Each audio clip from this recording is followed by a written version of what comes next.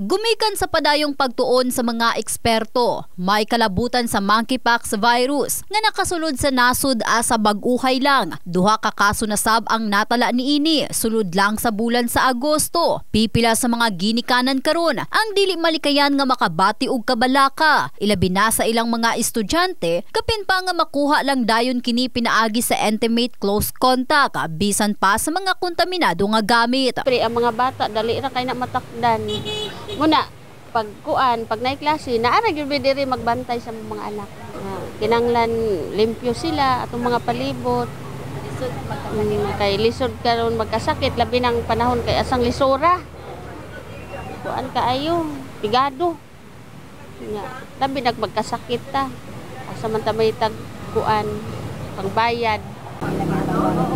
Balaka oy kay di ba nakakaya ang bata og kanang mga ingana nga mga sakit nga kuan. Kay ranang kalinturahon. Lisod kayong magsakit jud ang bata pod. Kalayo lang pod jud wala pa man pod mika kuan ingana nga ano.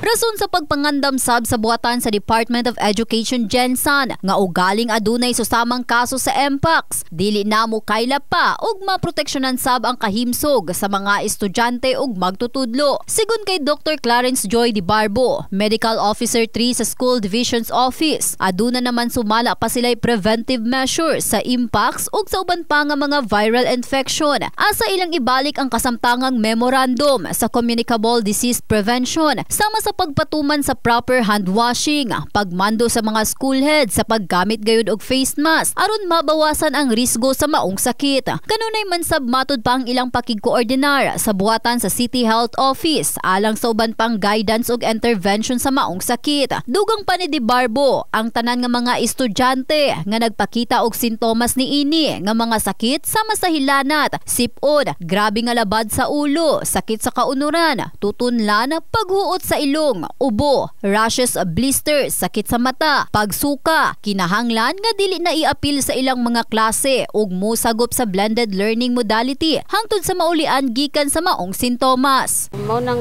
karon sa wala pa niabot diri ang kana nga virus. So dapat mag-ingat jud ta.